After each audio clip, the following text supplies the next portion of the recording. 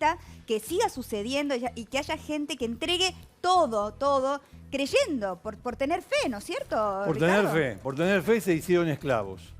Un grupo de personas, digamos decenas, digamos cientos, se hicieron esclavos siguiendo la palabra de llamados pastores, que respondían a tía Eva. Tía Eva era la jefa de esta organización. Pero todo esto detrás de la cuestión religiosa. Una cuestión religiosa que nos lleva a representar un poco, porque la gran pregunta es cómo gente que ha hecho sacrificios para comprarse una casa, para tener una cuenta corriente o lo que sea, entregue todo, pero absolutamente todo. Y se someta a lo que Y se someta a lo que ahora vamos a contar, que es terrible. Es terrible.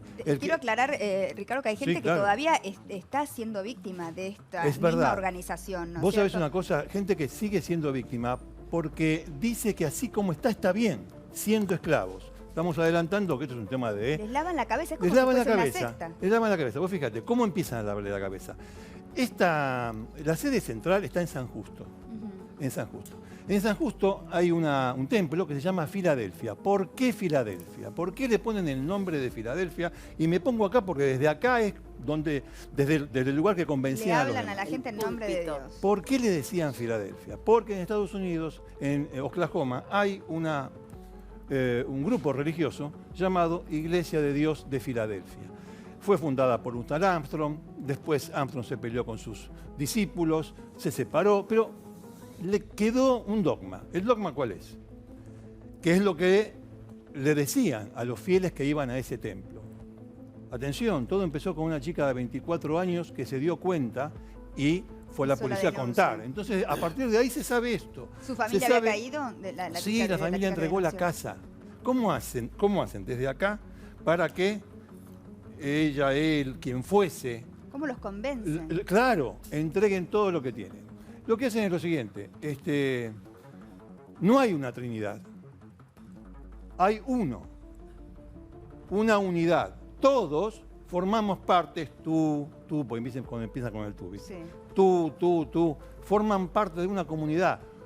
El ser individual no existe, existe en la medida que forma la comunidad. Como decía, y esto es lo que mencionaban, como decía el viejo Parménides, un filósofo antes de Sócrates, lo que vale es la unidad. A través de la unidad, ¿qué llegamos? Llegamos a Dios. Dios entra en nosotros porque estamos unidos. Individualmente nos capta, ¿quién? Asmodeo, el diablo de la lujuria, el diablo de la corrupción. Y seguían con esta parafernalia de frases hasta llegar al punto de decir, bueno, como hacía la iglesia de Filadelfia, un diezmo. Deben entregar un diezmo para el mantenimiento de la comunidad que a ustedes los hace elevarse y ver a Dios. Claro. Ese era el discurso que en mentes, digamos, psicológicamente vulnerables, sí, prendía. Gente que está con necesidades, gente que está enferma. Gente que está enferma y gente incluso que directamente les creía, como sí, la familia de esta chica de 24 algo en que creer años. También, ¿no? Algo en que creer. Esa búsqueda espiritual. ¿Sabes qué era? En muchos casos, insatisfacción existencial. De muchas personas que tenían, te digo, su casa y demás. No le den bolilla a Heráclito el Oscuro. Heráclito, otro filósofo, mencionaban filósofos de la antigüedad, porque él decía que todo era relativo. Todo es relativo en esta vida. No, Parménides hablaba de la unidad y no hay una Trinidad. Es Dios, Jesucristo, es una unidad y nosotros somos una unidad. En consecuencia, todo lo que es mío es tuyo. Todo lo que es de Él es mío. Entre todos nosotros nos elevamos y alejamos a Asmodeo, el demonio de la lujuria y la corrupción. Esto lo hacían, por supuesto, como lo hacen los pastores, en camisa. Entonces, vamos a hacerlo de la misma manera, porque esto ocurrió y ocurre. En consecuencia, Parménides, la unidad, todos somos una unidad. A partir de eso, entonces, el desprendimiento no es un desprendimiento, es una manera de comunicarse, de estar la comunidad unida y a través de esa unidad la elevación. En consecuencia, ¿usted qué tiene? No, yo vengo acá porque en verdad necesito creer. Esta es la verdad, esta es la luz. Pero sus bienes personales son de la unidad. Es la unidad la que vale. Sus bienes personales. ¿Cómo bienes personales? No hay bienes personales en el mundo divino, en la elevación espiritual. No hay. Todos estamos infundidos por el Espíritu divino, sagrado. En consecuencia, su casa no. Es nuestra casa. Es la casa suya, la mía, la tuya. Entonces, una escritura, se desprende de la casa. El desprendimiento es... Entregaban todo. El desprendimiento es fundamental en esto. El desprendimiento. O sea, si no de te todo. desprendés, no sos parte de la No sos comunidad. parte. ¿Por qué? Porque el individuo no existe. Existe en la medida en que existe la unidad. Porque hay unidad, hay individuo. El individuo solo Todo no. bárbaro si fuese que las personas que dirigen esto hacen que sea equitativo para todos y que esta comunidad todos tengan los mismos derechos, pero no era así. No era así, no era así. Sí era equitativo en cuanto a quitarle la propiedad a cada uno según lo que tuviese. Pero no en cuanto a lo que daban de No, vuelta. lo que daban era trabajo. Un trabajo esclavo. Se le da trabajo, no. Un trabajo esclavo. Pero vamos a llegar a eso, porque el desprendimiento no era solamente de firmar la transferencia de la casa o la transferencia del depósito. Usted tiene... pero usted tiene una corbata. Está vestido con traje. Sí, pero muy linda su corbata. Bueno, un viaje en Italia. Deme la corbata. Sí. En el momento, Dame la corbata. Gracias, Ricardo. La corbata. Muy gráfico. Pero usted tiene anillos. Sus anillos son de oro. En realidad este no es. Bueno, sus anillos son de oro. Deme los anillos. Sí. Todo se sacaba. En el momento. Toma los anillos.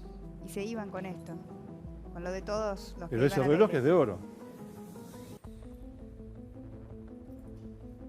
Mientras, no había silencio, Mientras había Canto. aleluya, cantos. ¿Por qué? Porque el cantar permanentemente, es una forma de lavar el cerebro también. Toma el reloj. Bueno, yo no tengo la casa, no tengo los ahorros, no tengo nada, no tengo nada. ¿Qué hago? Tía Eva era la cabeza con unos organizadores en San Justo, en Bahía Blanca y en Miramar. Miramar es un punto neurálgico de esta historia. Si alguien vio el cuento de la criada, se va a dar cuenta Ay, qué cuando terrible. lleguemos al punto de Miramar. Ay, Dios. No, es así.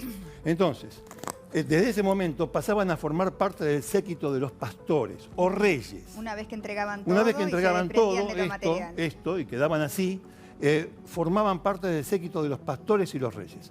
Estos tipos vivían en casas conventillo, departamentos o casas chorizo, en la cual adelante estaba el templo, siempre Templo Filadelfia. Después les vamos a mostrar el templo, porque sigue existiendo. Detrás del templo estaba la casa del pastor. Arriba estaba la casa o la habitación donde acumulaban fieles. Pero de esta manera, en una cama dormían 4. Una cama de plaza y media dormían 4. Y a la izquierda de ese departamento o casa chorizo estaba la panificadora donde trabajaban 24 horas sobre 24 si podían. Es decir, trabajaban 12 horas, 14 o sea, a horas. ver, la lo que iglesia sea. tenía una panificadora. Una panificadora. Y los fieles que habían entregado todas sus pertenencias materiales vivían ahí hacinados. ¿no? Hacinados. Porque 4 en una cama, gente que no es familia, digamos, y siendo familia también, digo, no estamos hablando de algo sano. No. Y trabajaban para una panificadora y recibían una remuneración No, por de ninguna eso. manera. Lo que producían con la panificadora se vendía. Se vendía y el provecho iba para La comunidad. comunidad, porque todos somos uno. No hay que olvidarse nunca de eso. Todos somos uno.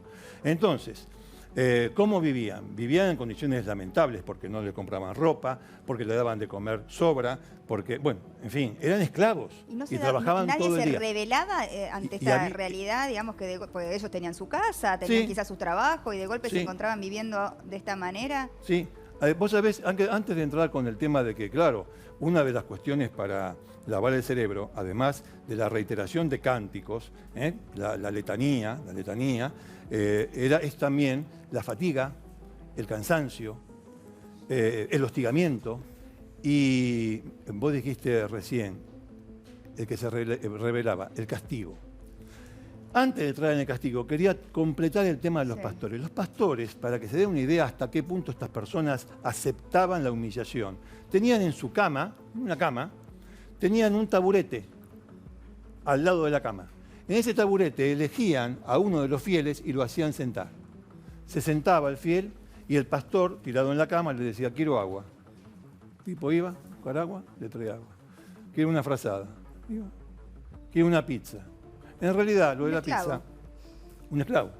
Así funcionaba esto. Y de la panificadora Al taburete. al taburete o a la casa común, a la unidad, donde estaban todos. ¿Qué pasaba con aquel que se rebelaba?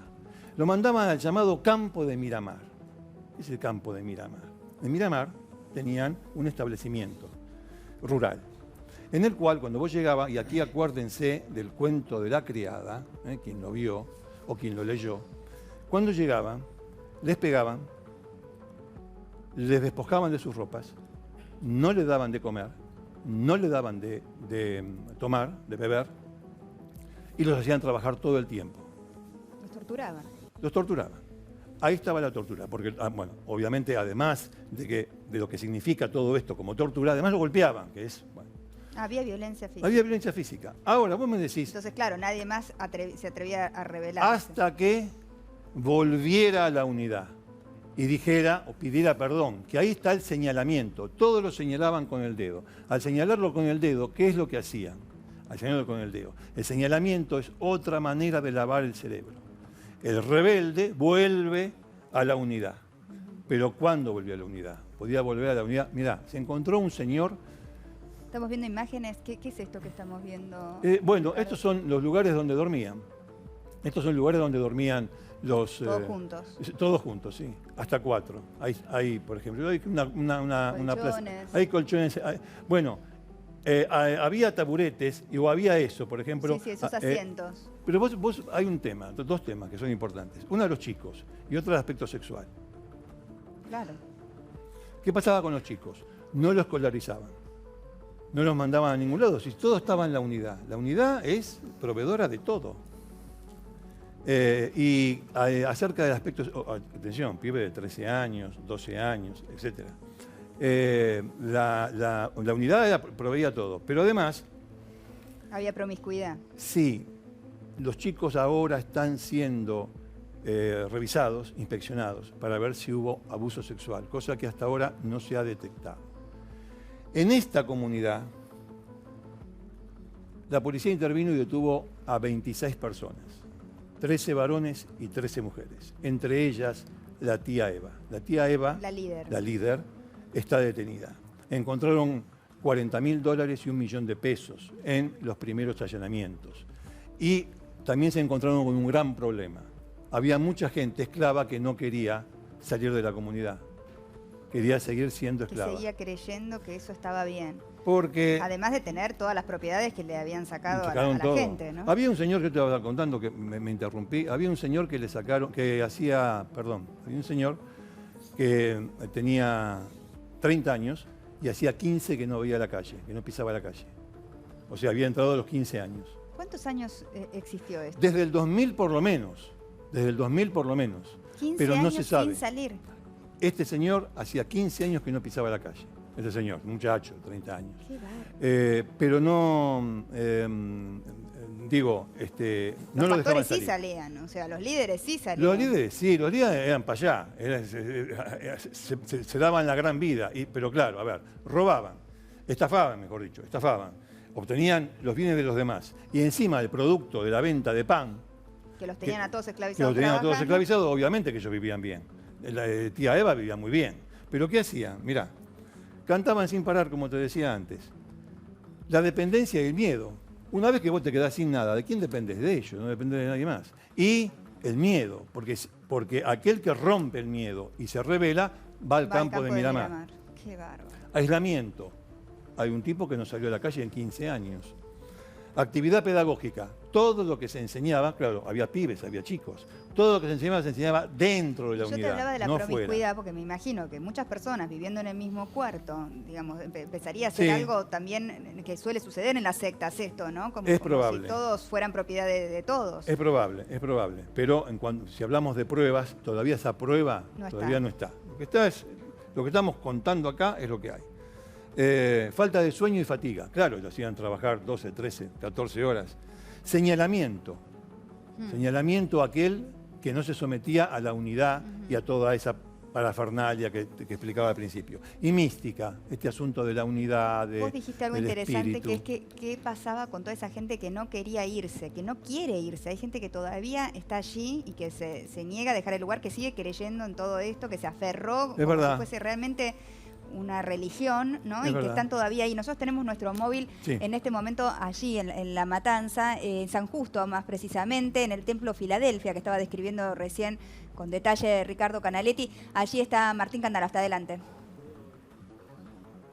¿Qué tal, Mariana? Buenas tardes. Y les vamos a mostrar cómo es el Templo Filadelfia, cómo es este templo que además tiene pegado todas las habitaciones donde dormía esta gente y donde todavía siguen durmiendo, e inclusive está la panificadora. Y atención, porque le vamos a mostrar parte de la declaración que hizo la primera víctima, la que se acercó a la fiscalía y dijo y contó todo lo que estaba pasando. ¿Qué es lo que dijo? Se los vamos a mostrar en minutos nada más. Además tenemos audios, escuchas, pero vengan porque les quiero mostrar cómo es este lugar, este edificio que es inmenso. Fíjense la dimensión que tiene. Ahí pueden ver el cartel que Ahí dice vivían. claramente Templo Filadelfia. Esa es, claro, esa es la iglesia, ¿sí? Este es Y atrás el Templo vivían. Filadelfia, acá es donde captaban a la gente.